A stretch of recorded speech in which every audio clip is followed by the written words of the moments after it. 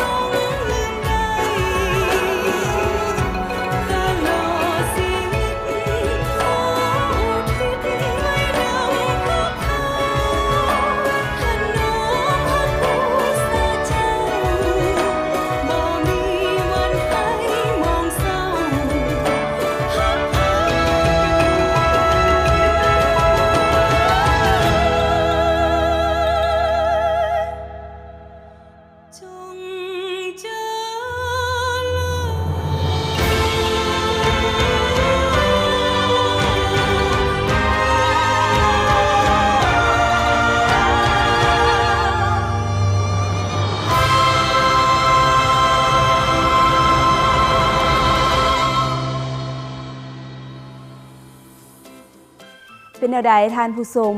สำหรับบทเพลงจดจำบุญคุณของพรรคในรูปแบบของออร์เคสตราถือว่าเป็นการนำเสนอในรูปแบบใหม่หวังว่าท่านผู้ชมจะถูกใจและม่วนอ่อนซ้อนไปกับพิธีกรในระยะนี้พิธีกรก็จะนำเอาบทฟ้อนจำปาเมืองลาวมาต้อนมาฝากท่านผู้ชมหลังจากจบบทฟ้อนนี้พิธีกรจะพาท่านผู้ชมไปพบกับพิธีกรพรสวรรค์เมืองศรีดาในระยะนัดพบศิลปินซึ่งมื้อนี้เพิ่นจะได้ไปสนทนากับท่านนางอาโนลินหลวงลาดเกี่ยวกับลำวงลาวที่ถูกรองรับเป็นมรดกโลกทางด้านวัฒนธรรมนามธรรมของมวลมนุษย์โลกสำหรับมื้อนี้พิธีกรพร้อมด้วยทีมงานขอลาท่านผู้ชมไปก่อนพบกันใหม่ในอาทิตย์หน้าสำหรับมื้อนี้สบายดี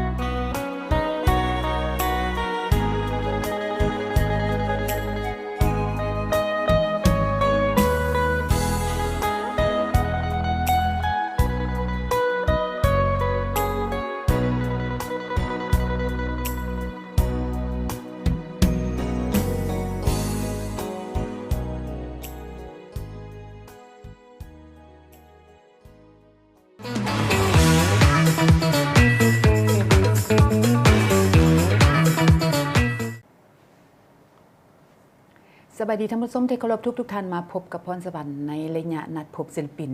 สำหรับนี้พรสวรรค์ก็ได้มาอยู่ที่วิทยาลัยแห่งศิลปะแห่งชาติซึ่งเป็นบอนที่ล่อหลอมเอานักเรียนนักศึกษาเขามีอาชีพก็คือนักฟ้อนนักรำนักร้องเพลงหลายๆประกอบอาชีพเขาเป็นวรรณคดีท่านผู้ชมไผๆก็นิยมชมชอบเพราะว่ามีการเบิกบานมวลซืนจะมีงานดองต่างๆสร้างสรรค์ก็มีศิลปะวรรณคดีประกอบส่วนเขานั้นจึงเป็นคนลาวเมื่อเว้าถึงลำวงลาวพวกเฮาก็ได้เข้าเป็นมรดกทางด้านวัฒนธรรมและนามธรรมสำหรับมื้อนี้รายการได้เชิญเอาอาจารย์อาโนลินหลวงลาดห้องผู้อำนวยการวิทยาลัยศิลปะแห่งชาติเข้าร่วมรายการซึ่งเพิ่นก็จะได้สนทนาเกี่ยวกับเรื่องลำวงลาวมันเป็นแนวใดที่มาที่ไปแนวใดจึงได้เป็นมรดกโลกของพวกเราสบายดีอาจารย์สบายดี ครับ สบายดีอาจารย์ เจ้า อันนี่อาจารย์อาโนลินก็ได้อยู่ข้างๆของพิธีกรแล้วก็ตอนขอถามสบายดี สบายดี เจ้า พิธีกร เจ้าก็ขอเรียนถามอาจารย์เกี่ยวกับเรื่องว่าลำวงลาวนั้นมีบทบาทเนี่ยสำคัญแนวใดต่อกับคนลาวของพวกเราเจ้า เจ้าก็ตามที่ว่าพวกเขานี่ได้เริ่มต้นเนาะเว้าเรื่องลำวงลาวนี่ข้าพเจ้าเป็นผู้หนึงเป็นอาจารย์ผู้หนึงในมาก่อนตั้งแต่ปี 2007 เนาะที่ข้าพเจ้าได้ไปอยู่ย้ายไปอยู่กลุ่มนะกลุ่มศิลปะตะกี้มันกลุ่มศิลปะการแสดง เจ้า นั่นก็นี้เพิ่นก็ได้เปลี่ยนชื่อใหม่หลายภาคส่วนก็ได้มีการเปลี่ยนปรับเปลี่ยนการชื่อของกระทรวงชื่อของกรมต่างๆเนาะแล้วข้าพเจ้าก็ได้เริ่มได้เก็บกรรมหลายภาคส่วนเพิ่นก็ทิศซี่น้ำของคันเทิงเนาะว่ามีความสำคัญได้ว่าเรื่องการอันน่ะเกี่ยวกับลำวงลาว เจ้า ฉะนั้นลำวงลาวนี่ไม่มีความสำคัญมีบทบาทต่อคนลาวและมันแสดงถึงเอกลักษณ์และวัฒนธรรมเนาะส่งมาก็คือว่าเรื่องความสามัคคีเนาะของในชุมชนเอง เจ้า เนาะสามมาก็คือว่าเรื่องเป็นส่วนหนึ่งของบุญประเพณีต่างๆเฉพาะของอยู่ในฮีต12ของ14ของคนลาวเฮาแล้วก็อันที่4ก็เป็นช่วยอนุรักษ์มรดกทางด้านวัฒนธรรมนามธรรม เพราะว่าปัญหานี้จะเป็นเรื่องที่ว่าได้รับเป็นมรดกโลกทางด้านวัฒนธรรม ของมวลมนุษย์โลก ของมวลมนุษย์โลก แม่นระวงลาวนี่ยังมีมีความสำคัญหลายเนาะต่อชีวิตของคนลาวก็คือวัฒนธรรมของชาติลาวเฮาเอง เจ้า เนาะอันนั้น เพราะว่า เป็น ประเทศลาวเฮามี12ของ14อยู่แล้ว มีฮีต12 เพราะว่าทุก ที่เจ้า ทุกเดือนทุกปีเนาะมันต้องมีและบัดนี้มีงานดอกงานสังสรรค์ต่างๆ ต้องมีลำวงคู่เคียงคู่กันในงานนั้น แม่นเพราะว่าลำวงหันแม่นเอกลักษณ์ก็คือว่าเรื่องว่าเป็นเอกลักษณ์ของชาติเนาะว่าคือไงว่าแล้วก็สร้างความสามัคคีภายในกลุ่มคนแบบว่าบ่เลือกชาติวรรณะ เจ้า เนาะคือตัวอย่างว่าคือหลายๆประเทศที่เพิ่นมาเนาะคือว่าศิลปะนี่สามารถได้ไปฟ้อนกับประมุขประเทศของแต่ละประเทศ คือต้อนรับแขกบ้านแขกเมืองนี่ จ้ะ คือหลายๆประเทศที่ว่าก็เจ้าตัวอย่างมันมีขอโทษนะว่าเรื่องว่าอันพีก็จะมีเป็นประธานาธิบดีบ่เป็นประธานประเทศบ่เป็นอันน่ะเป็นเจ้าชีวิตบ่ของบรรดาประเทศที่มาศิลปะเฮาหรือว่าเพิ่นก็บ่ได้แบ่งชาติวรรณะว่าเจ้าเป็นอันน่ะมหาชนเจ้าบ่แม่นอันน่ะประชาชนเจ้าบ่สามารถไปฟ้อนกับลำวงได้แต่ว่าพวกเขาก็คือลำวงเฮานี่บ่ได้ถือว่าชนชั้นวรรณะ เจ้า สามารถนำไส้สามารถมวลซืนเข้าพร้อมกันเบิดเป็นชนชั้นอันเดียวกันบ่ได้ถือชั้นวรรณะอย่างเบิด แสดงว่ามันมีความสำคัญสำหรับคนลาวตลอดทุกๆ ครั้งจะมีงานอย่างต่างๆ มันก็ต้องมีลำวงลาวเคียงคู่กันไป มีการสร้างสรรค์ แม่นโดยเฉพาะก็คือเป็นต้นว่าโดยเฉพาะประเพณีก็คือเป็นงานกินดองนี่แม่นว่าขาดบ่ได้แหละหมายถึงว่าต้องได้มาฟ้อนลำวงเพื่ออย่างเพื่อ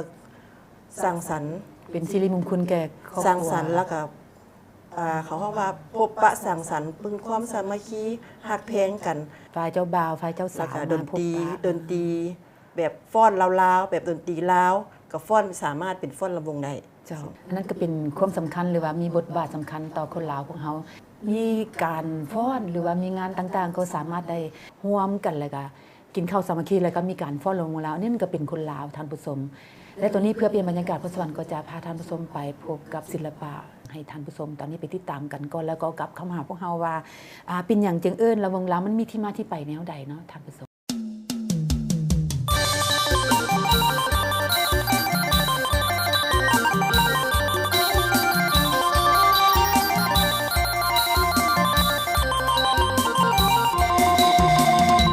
งไอ้แกเมื่อยเปิงเซิงหนูนิ่มน้องสิพาไปเบิ่งเครื่องคำของคุณแสนอุดมสมบูรณ์มุ่นมั่งประวัติศาสตร์เป็นแหล่งธรรมศาสตร์ห้วยน้ำลำธารสิวานาพันอยู่เขตนั้นงามยิ่งมีจริงแท้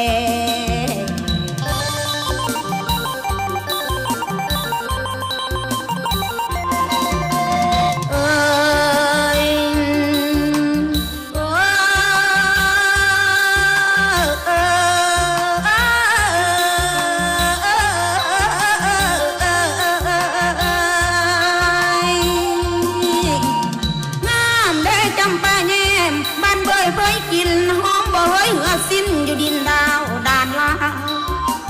จำป้ามุ่นมีเงาของเผาเศร้าก็ซ่าเอิ้นว่าแพงจำปาต่อมาทุกวันนี้จำป้าสีบ่สูญเศร้าใส่เท้าซอยซื่นหนึ่งในเขตภาคพื้นยืนต้นบ่คนคอนจำป้าบ่เดือดร้อนซ่อนซอซ่องเสน่ห์ต้องต่อป้าว่าน้ำเด้เสน่ห์น้ำยามจวงอยู่ในแถวหนห้องแผ่นดินท้องกว้างใหญ่ตั้งอยู่เขตอาเซียตะเวนออกเสียงไตไผพ่อบ่อยากหนีบ่อยากหนีโอ้ยไผพ่อบ่อยากหนีอาศจรรย์อีหลีงึดงอขนาดเหมือนอินทามาวาดย่ำเที่ยวส้มดูภาษาหินบัดผู้บูหันผ่านกาวตามเท่าแกบอกเราเบ้าต่อกันมาเมียนพญากรมท่านำผ้าก่อสร้างจนหอดเท่ากระทังยุคปัจจุบันเดือน3 เพ็ญ6งั้นเบิกบานมวนซืนเหมือนซืนเบิกบานมวนซืนมันยากาดกดฟืนมันดีขึ้นลื่นหลังจากนี้พาไปซ่อมเบิ่งทางก่อดอนคอนไตกบกุ้งกบไข่ต้นไม้ลำแสงน้ำตกขาดแห้งแห้งพรผ้าเพ่งเซ็งสาเป็นดินแดนป่าคาป่าเพียป่าพรจังมันแสนอ่อนซ้อนลวงหลายแท้แท้จังแม่นงามแท้น้อเมดอนต่อติดกันอ่อนซ้อนแต่น้ำตาลอยู่บ้านหินสิวออกจากนั้นข้าขี่รถลิวลิวหอดปอพ่อข้าวถึงปากซองแดนหนาวส้มธรรมศาสตร์ไปซ่องน้ำตกตาดท่องเที่ยวสำคัญมีตาดเที่ยงตาดฟ้านอุทยานต่างๆยังมีอีกหลายอย่างหมักแนงกาแฟหลายคนมักเทเดนั่นเป็นพักอีกคู่ออกจากหันมาสู่เมืองเท่าบาเจียงบอนมีสื่อมีเสียงน้ำตกตาดผาสวงบอนมาเจียงสินอนห่วมกับนางมาร้องเลยบ่สมประสงค์มาร้องนางไตก่อนไตก่อนมาร้องนางไตก่อนบาเจียงคิดอ่อนตอนน้ำนองอยู่บ่หายยังมีอีกมากมายหลายบ่อนสมต่อแต่เวลามาหมอจ่อสิคำแล้วเด้มาเที่ยวเมืองปากเซ่บอนจุดสุ่มการค้าบอนนี่ละเพิ่นว่าพอเขตตัวเมืองซ่อมตลาดดาวเฮืองแล้วก็ไปพักผ่อนแล้วก็ไปพักผ่อนซื้อของดีฝากตอนพ่อได้ป้อนผู้อยู่หลังพ่อได้ต้อนผู้อยู่หลังฝากความหวังนำเอาไว้วันหน้าสิส้มตื่มอย่าลืมเด้อ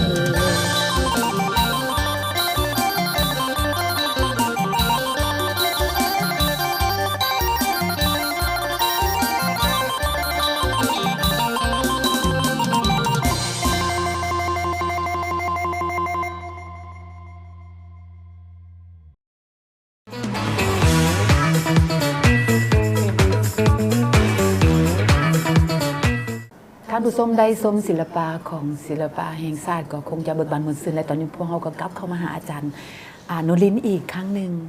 มาถามเกี่ยวกับเรื่องว่าเป็นอย่างจึงเอิ้นลำวงลาวแล้วมันมีที่มาที่ไปในใดอาจารย์จึงเอิ้นลำวงลาว เจ้าก็คือ ในเมื่อก่อนการฟ้อนลำวงลาวนี่ก็จะบ่เป็นวงเป็นอย่างเนาะเพราะว่า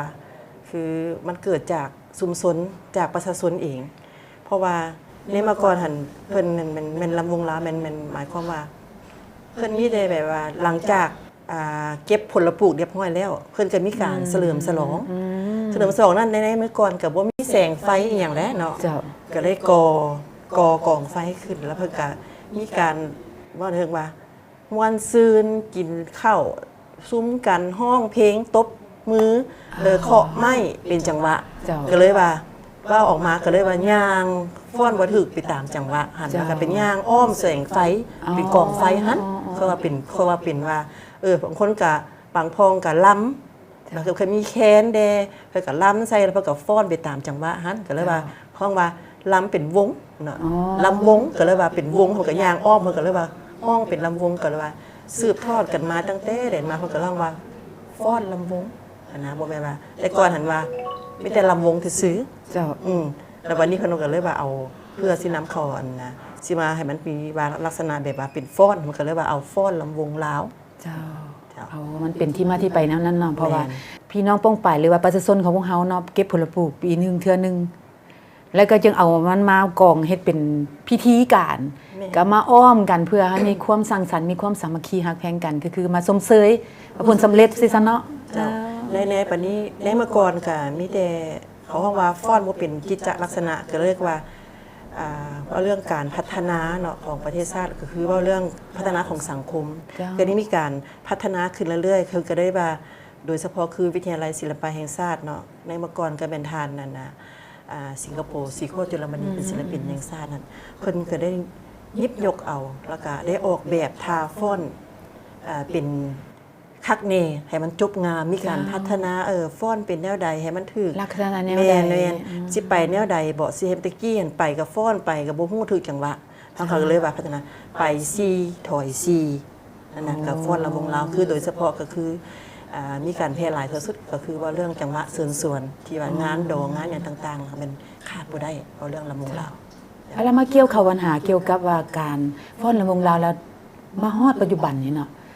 มีจักจังหวะกันแท้อาจารย์ การฟ้อนระวงลาวนี่ในเมื่อก่อนเนี่ยเพิ่นมีแต่4จังหวะเนาะ จ้า ฉะนั้นก็เพิ่นก็เลยว่าคุดค้นกันมาเอาหลายจังหวะเพื่อ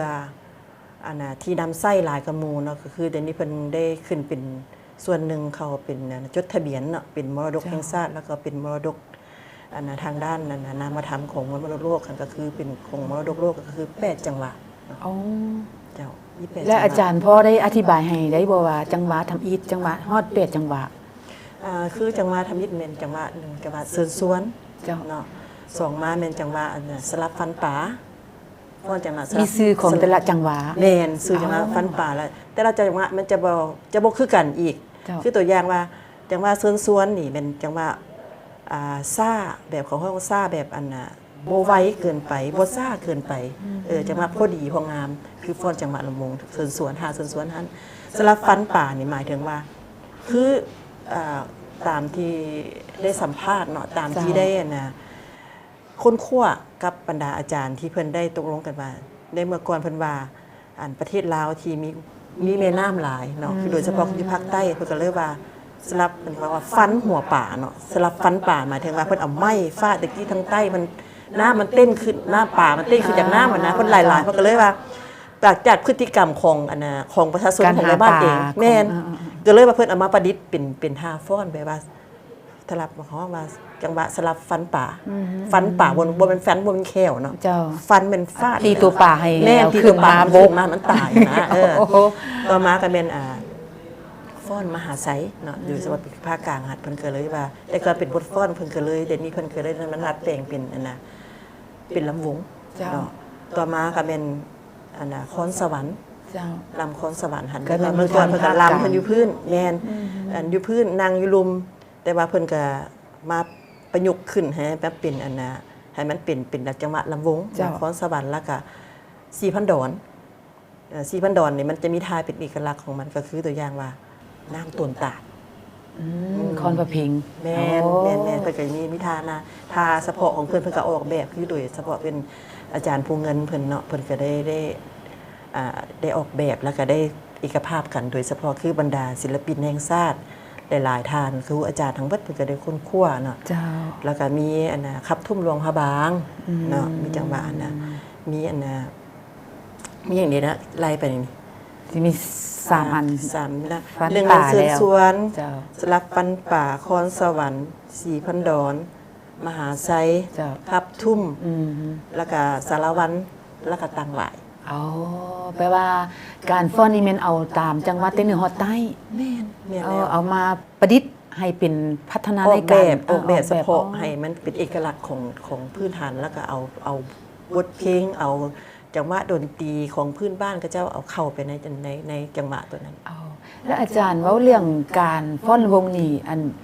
นิยมชอบหลายแท้ๆเลยมัน8จังหวะนี่มีจังหวะใดที่เด่นๆในการฟ้อนของประเพณีลาวของพวกเฮาบ่ว่านอกจากจะเป็นงานทั้งการแล้วก็ยังเป็นของประชาชนอย่างส่วนหลายเขาเจ้าจะฟ้อนจังหวะใดอาจารย์ สลายเนาะที่ว่าจังหวะที่มันที่ว่าบ่ยากเกินไป แล้วก็บ่ง่ายเกินไปก็คือ จ้ะ จังหวะเชิญสวนที่ขาดบ่ได้ก็คืองานแต่งดอง จ้ะ งานกินดองเนาะของคนลาวเฮาแล้วก็แม่นว่าคือเว่าเรื่องว่าอันน่ะคือล้ำสารวันนี่ก็มันหมายถึงว่าคล้ายๆคือล้ำมหาอำนาจเนาะเพิ่นห้องอยู่ทางใต้เพิ่นห้องมาล้ำหมายถึงว่าหมอล้ำบอกว่าเตี้ยลงก็ได้เตี้ยลงสั่ง ยวกก็ได้ยวกตัวอย่างว่าสินะ สั่ง ลุกขึ้นก็ลุกแบบในของห้องมาลำนะคือตัวอย่างว่าอันน่ะตั้งบ่ายคือกันเนาะตั้งบ่ายจะบ่งาจะบ่ยากบ่ง่ายมันต้องย่างแกงแขนแล้วก็ไปตามจังหวะหมอลำกับเฮาก็ลำไปกันฟ้อนไป แล้วก็หมอลำบ่ยวกเฮาก็ยวกมันเป็นคำสอยของอันน่ะของภาคใต้หั่นน่ะแล้วส่วนจังหวะอื่นๆหั่นน่ะก็มีหลายบ่ก็ที่ว่าสิคนฟ้อนแต่ว่าส่วนหลายมันจะเป็นแบบจะเป็นซ่าบ่เป็นเนิร์ดแต่มันก็ยังบ่ทันได้นิยมหลายเท่ากับอันน่ะ3-4จังหวะตัวนี้เนาะ เจ้า โดยเฉพาะคือโรงเรียนเฮาเองนี่ก็ได้มีเอาเข้าไปในหลักสูตรการเรียนการสอน อ๋อ อยู่ในปีที่2เนาะเพิ่น จ้ะ จะ จั ได้ งหวะเชิญชวน แม่นเพื่อให้การสืบทอด8จังหวะอันนี้พวกเฮาได้เอาไปนำมาให้นักเรียนไปเผยแพร่ให้นักเรียนได้เรียนเพื่อว่าเป็นหลักสูตรการเรียนการสอนคักนี้จ้ะ เอาเริ่มมาตั้งแต่ปีทำอิฐพุ่น แม่น แล้วอาจารย์อยากให้อาจารย์ได้อันสอนฟ้อนให้นักเรียนร้องเบิ่งน้อยหนึงเลยก็ลำวงเชิญชวนแท้ คันตัวอย่างว่ามือผู้หญิงนี่เนาะมันจะ จ้ะ มันจะไปบ่คือกันเนาะเพราะว่ามือผู้หญิงนี่จะจีบก่อนเนาะจีบตั้งม้วนไม้อันนี้เป็นท่าผู้หญิงเนาะ อ่า ผู้หญิงนี่เป็นอย่างว่า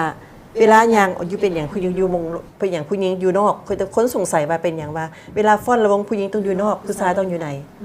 ย้อนมาผู้หญิงเขามันมีความงามเนาะทางรูปทางหน้าตารูปทรงเว้าเรื่องความงามแม่นแล้วเพิ่นให้ผู้หญิงอยู่ด้านนอกเพราะว่าผู้ชายจะแบบว่าจะฟ้อนจะบ่งามต่อผู้หญิงแล้วปฏิบัติการแต่งกายผู้หญิงก็จะเป็นเอกลักษณ์กว่านั่นนะแล้วปฏิฟ้อนจะเป็นท่าอีหยังเป็นอย่างว่าคือเวลาผู้ชายอยู่นั่นล่ะว่าเขาจะอยู่นี่เพราะว่าเพื่อปกป้องเขาห้องว่าคล้ายๆแบบว่าปกป้องบ่ให้ผู้ชายมาใกล้เฮาคือตัวอย่างรูปร่างของเฮาบ่ให้มาใกล้เฮาก็มีลักษณะแบบป้องกันไปอันนั้นนึง ๆโอ้แบบนี้แม่นปก แม่ป้องกันคือตัวอย่างว่าท่านหาผู้ชายนี่หาผู้ชายนี่เป็นหมายว่าเซินหมายถึงว่ามือนึงให้มันป้องมือขวานป้องผู้หญิงไว้เพื่อบ่ให้ผู้อื่นมาใกล้ คือแบบลักษณะเกี้ยวไป แม่นป้องไว้แล้วก็มือหนึงให้เป็นเซินเนาะเซินไปฟ้อนห้องประทาเซินสวน เ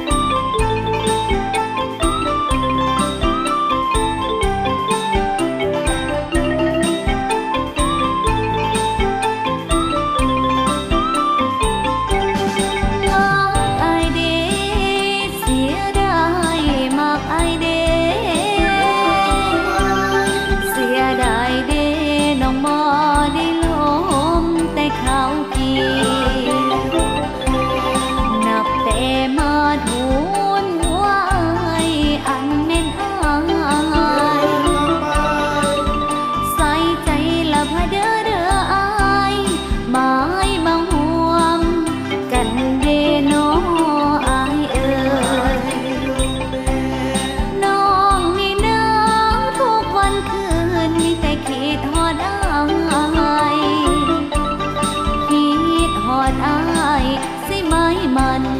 เน้นห่วงกันขอแต่มือวิวาจะได้สมมาโนเมเจ้าดอกเอ๋ย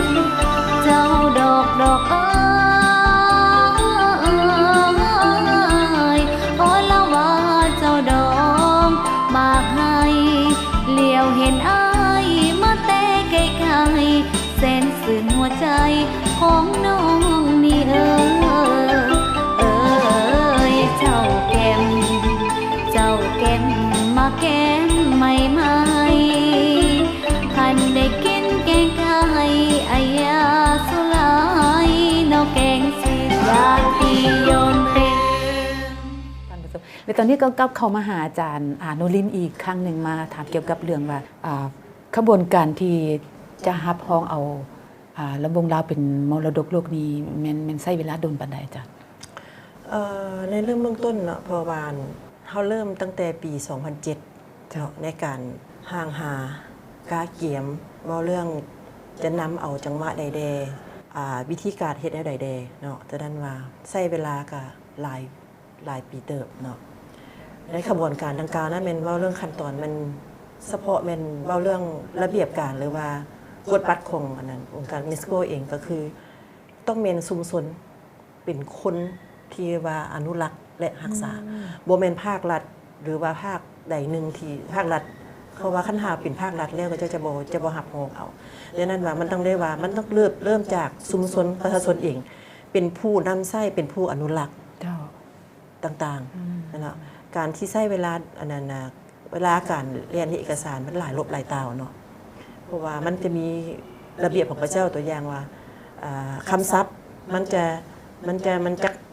ะคำศัพท์เนาะตัวอย่างว่ามันจะเป็นอย่างร้อยซาวบอตัวอย่างว่ารูปภาพเด้มันจักพิกเซลมันระเบียบการของพระเจ้าอยู่หันในเบิดของระเบียบขององค์การยูเนสโกจะมีระเบียบการอยู่หันเบิดเนาะกฎมาให้เฮาอยู่แล้วแมนก็จะให้เบิ่งว่าจะกวดแล้วจากภาษาลาวเป็นภาษาอังกฤษจากภาษาอังกฤษมาเป็นภาษาฝรั่งมันจะหลายขั้นตอนเนาะเพราะว่าองค์การยูเนสโกสิได้เป็นอันใดหนึ่งที่เป็นมรดกโลกนะบ่เป็นธรรมดาใช้เวลาคือตัวอย่างแหละจาก 2007 เนาะมาเป็นถึงมาถึงหักฮ้องถือปี2017เจ้าเนาะก็โดนนานพอสมควรแม่นเพราะว่าหลายลบหลายตาวเพราะว่าหลังจากที่ว่าได้ขึ้นเป็นของห้องว่าขึ้นบอร์ดแล้วเนาะจะส่งทั้งพนักงานองค์การยูเนสโกเองก็จะลงมาติดตาม